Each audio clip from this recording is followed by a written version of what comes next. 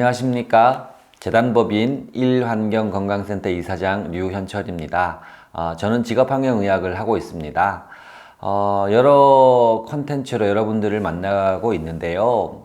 오늘의 말씀드릴 주제는 이주 노동자분들과 그들을 지원하고 계시는 여러 단체분들을 주 대상으로 하고 있습니다. 물론 어떤 일반인도 들어도 다 상관없겠습니다만 오늘은 꼭 이 내용을 주변에 있는 이주 노동자들하고 함께 했으면 좋겠다라는 생각입니다.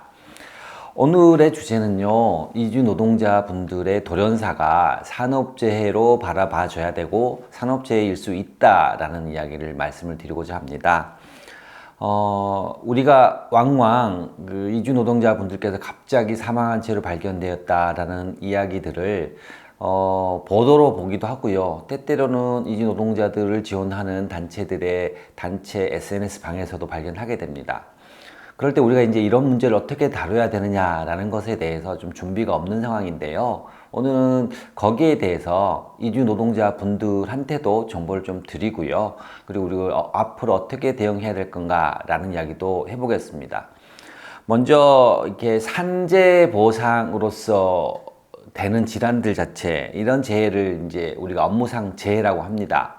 이 업무상 재해는 업무로 발생하는 사고도 있고요. 그 다음에 업무상 질병도 있고요. 그리고 출퇴근 재해도 지금 산재 보상이 되고 있거든요.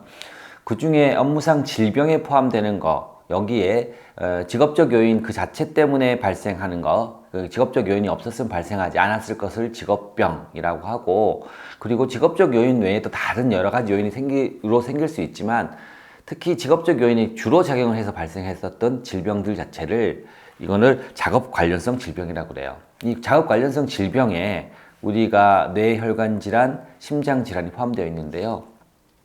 이렇게 갑자기 누군가가 돌연하게 사망해서 발견되는 경우, 이런 경우가 사실 과로사 혹은 이 산재 보상으로서 연결될 수 있는 고리들을 좀 찾아봐야 된다. 이주 노동자들의 문제도 마찬가지입니다. 그래서 이 뇌혈관 질환, 심장 질환으로 중심으로 바라봐지고 있는 과로사, 이런 걸 조금 더 들여다보면요. 산재 보상이 되는 뇌혈관 질환과 심장 질환은 뇌혈관 질환으로서는 혈관이 막히는 뇌경색이 있고요. 혹은 혈관이 터지는 뇌출혈이 있습니다. 그리고 심장 질환에서 보게 되면 심근경색, 대동맥 박리, 그러니까 혈관 벽 사이로 피가 쭉 찍고 들어가는 겁니다. 그리고 심장 박동이 제대로 조율되지 않아서 발생할 수 있는 부정맥, 그리고 확장성 심근병증, 비후성 심근경증, 이런 것들도 다 업무상의 부담들이 높아지고 과로, 스트레스랑 연관이 됐다고 해서 산재 보상이 되는 질환들입니다. 오늘 부가적으로 말씀드릴 것 자체는 돌연사라는 것도 지금 산재 보상의 대상으로 뇌혈관 질환, 심장 질환과 동일하게 다뤄질 수 있다는 겁니다. 돌연사라는 거는 그야말로 갑작스러운 죽음이잖아요. 건강했던 사람이 발병 후에 갑자기 1시간 이내에 사망한다든가 이런 것들을 주로 이야기합니다. 돌연사는 정확한 원인들을 다 밝힐 수는 없기 때문에 돌연사라고 하는 거지만 거의 대다수는 심장혈관계 질환, 심장질환이 아닐까라고 추측되고 있고요. 실제로 한 80~90% 정도는 관상동맥 질환이 아닐까라고 생각되고 있습니다. 이렇게 돌연사라는 것 자체가 앞서 말씀드렸던 산재와 연관되어 있는 뇌혈관 질환, 심장질병과 연관되어 있을 가능성이 굉장히 높습니다.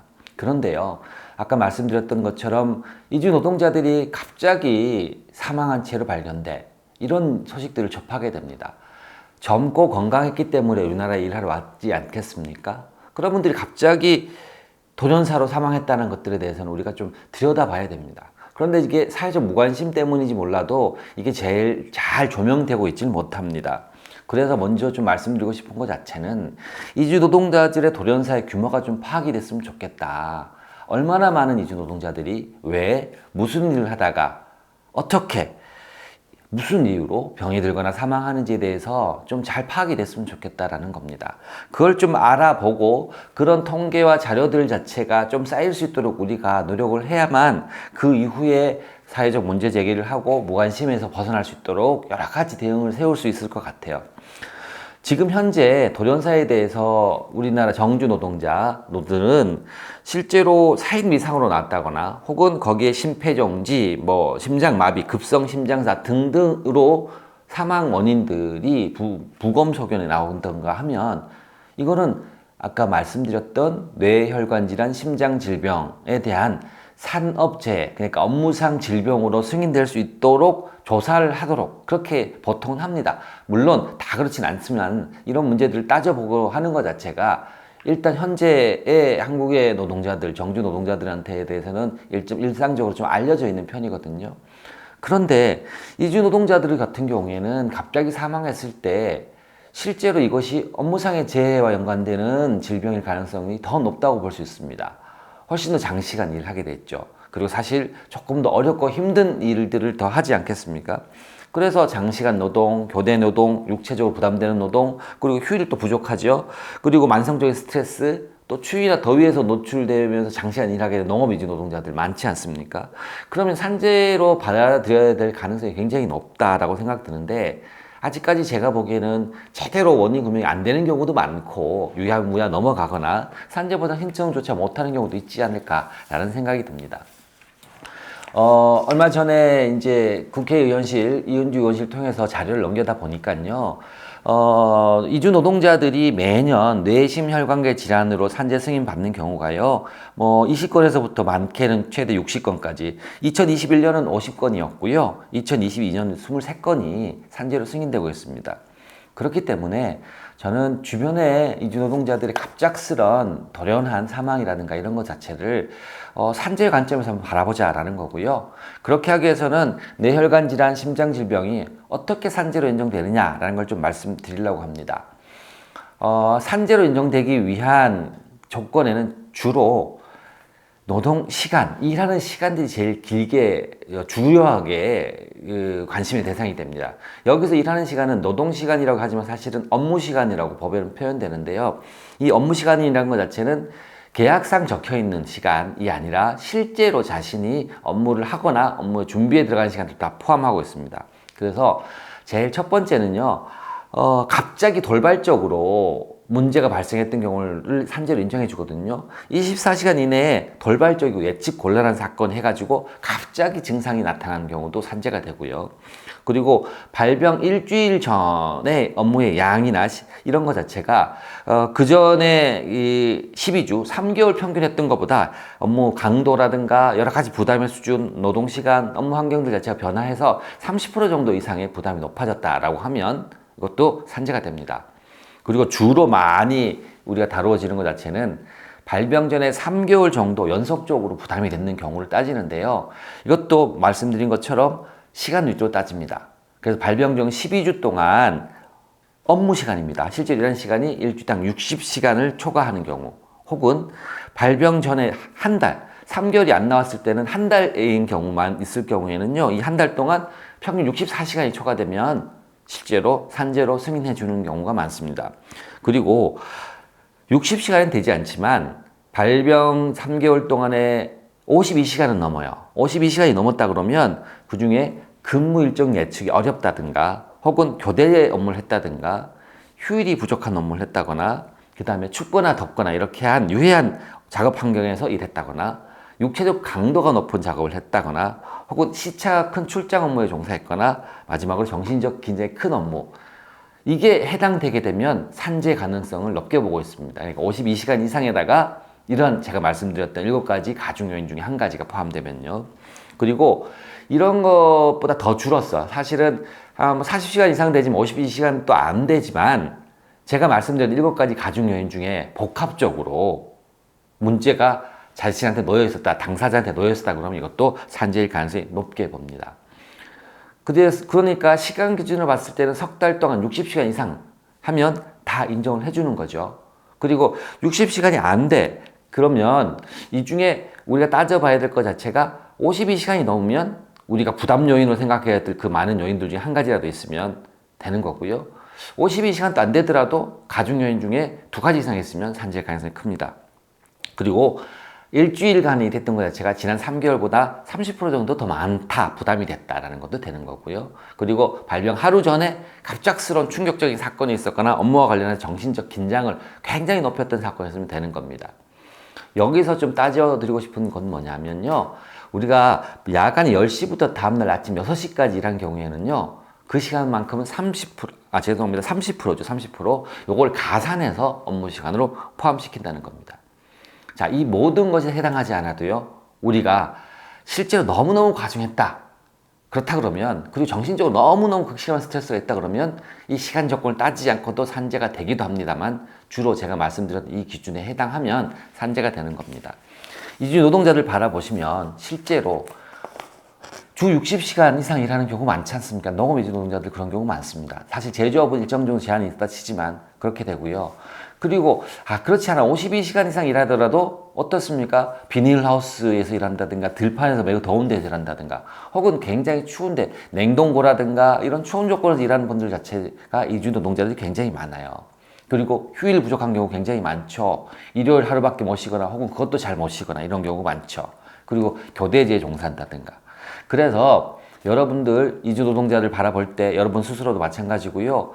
주 52시간제를 다 채우고 교대 노동에 종사한다거나 그 다음에 덥거나 춥건데 일한다든가 그리고 휴일이 적다든가 이렇게 된다 그러면 이런 조건 속에서 갑작스러운 돌연사가 발생한 경우에는 산재 대상이 된다는 겁니다. 이걸 잘 알고 계시면 돼요. 그래서 이주 노동자분들의 돌연사가 발생했을 때는 여기에 해당하지 않는가라는 것들을 보는 게 되게 중요합니다. 물론 이주 노동자들의 돌연사가 산재 인정되는데 어려움이 많습니다. 그러니까 산재가 사례가 이제 소문으로만 돌고 구체적으로 이게 잘 파악이 안 되는 경우가 많거든요. 그리고 산재 보상이 된다는 것 자체도 잘 모르죠. 이주 노동자분들은요. 그리고 이게 실제로는 좀 절차가 까다롭지만 어떻게든 하려고 그러면 좀 되는데요. 문제가 출발할 때 유족들이 동의가 있어야 되는데 유족이 먼 자국에 있지 않습니까? 그럼 유족을 찾지도 못하거나 동의를 구하기 어려운 경우도 많고요. 그리고 당사자가 큰 병 중에 있거나 사망한 경우에는 대리인을 구해야 되는데 이주 노동자를 잘 대리해서 해주는 대리인들, 노무사나 이런 분들이 좀 드물기도 합니다. 그리고 산재 신청하고 난 다음에 제가 말씀드렸던 업무의 시간이라든가 업무상의 스트레스라든가 이런 요인들을 잘 조사하기도 힘들어요. 그리고 각국 대사관들도 사실 이런 문제에 그렇게 적극적이진 않은 것 같습니다. 그래서 그렇지만 제가 오늘 이렇게 말씀을 드리는 거는 그래도 길을 찾아야 된다라는 겁니다. 말씀드린 상당한 사례들 자체에서 보는 것처럼 이주 노동자들은 산재로 인정될 수 있는 가능성이 높은 사망들이 적지 않을 겁니다. 그리고 통계상으로 매년 20명이 넘는 노동자들이 산재로 뇌심혈관계 인정을 받거든요. 쉽지 않겠지만 주변의 노동자들을 둘러보십시오. 본인 또 상황을 보시고요. 그래서 실제로 본인이 제가 말씀드렸던 뇌출혈이나 뇌경색 이런 뇌심혈관계 질환으로 후유증을 앓고 있다 그러면 주변의 지원 단체를 한번 찾아보시기 바랍니다. 그리고 동료 노동자가 갑자기 사망했잖아요. 그러면 이 노동자 지원 단체라든가 아니면 저희 센터라도 연락을 주시는 게 좋습니다. 그래서 지금 이렇게 지원할 수 있는 방식들을 많이 찾고 있으니까요. 가족들한테도 이주 노동자분 본인들은 가족들한테도 이렇게 한국엔 산재보상 제도가 있고 혹시나 본인이 이러한 산업재해 피해를 받았거나 갑작스러운 사망 혹은 건강상 이상이 있을 때는 이런 제도들을 활용할 수 있다는 것들을 미리 알려주시는 게 좋고 그리고 주변 동료들한테 가족들한테 연락할 수 있는 정보들 아니면 혹은 스스로 그런 정보들 좀 남겨놓거나 이런 것들이 되게 중요합니다. 그리고 산재가 되기 위해서는 사실은 사망의 원인들을 확인하거나 다른 원인이 아닌 걸 배제하기 위해서 부검이 필요할 수도 있어요. 이것도 조금 알아두시는 게 좋고요.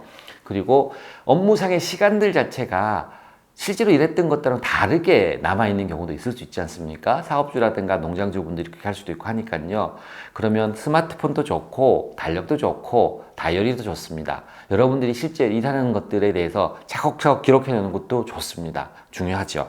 그리고 본인이 일하던 곳에서 사업주나 농장주나 기타 등등의 업무 관련돼서 정신적이나 언어적이나 육체적이나 성적으로 괴롭힘을 당했던 것 자체들도 사실은 잘 주변 동료들한테 이야기를 해둬도 좋고 기록에 남기는 것도 대단히 이후에 산재 승인되는데 자료로 활용될 수가 있습니다. 이렇게 말씀드리는 거는 사실은 한 사람의 죽음을 무엇으로 보상받을 수 있겠습니까? 한 사람이 치명적인 건강장애를 입었을 때 어떤 것으로 보상되지 않을 겁니다. 하지만 이것을 그냥 막연히 묻어두지 않고 노동자들, 특히 이주 노동자들의 갑작스러운 사망을 산업재해 관점에서 들여다보고 그것이 산재 보상으로 이어지도록 만드는 것은요. 개인 혹은 유가족들한테도 경제적으로 도움이 될 수 있는 부분도 있지만 사회적 관심을 환기시킬 수 있습니다. 우리 사회가 이주 노동자들의 노동 환경, 노동 조건, 그리고 얼마나 그분들이 우리 사회에서 기여함에도 불구하고 제대로 된 대접을 받지 못하는지 문제들 자체를 산업재해 관점으로서 돌연사나 이주 노동자들의 질병들을 바라봄을 통해 가지고 인식을 개선할 수 있지 않을까, 사회적 관심을 불러일으킬 수 있지 않을까 생각을 합니다. 오늘 말씀드렸던 내용들은요, 제가 잘 다시 정리한 것들을 여러 방면으로 알리려고 하고 있습니다. 그러니까 이것을 보시는 이주 노동자분들, 지원하고 계시는 분들, 그리고 우리나라 국내 노동자분들 모두 이러한 이야기들을 주변에 널리 알려주시고, 특히나 이주 노동자분들 사이에서 많이 이 영상과 이 내용이 공유됐으면 좋겠습니다. 네, 오늘의 이야기는 여기서 마치겠습니다. 감사합니다.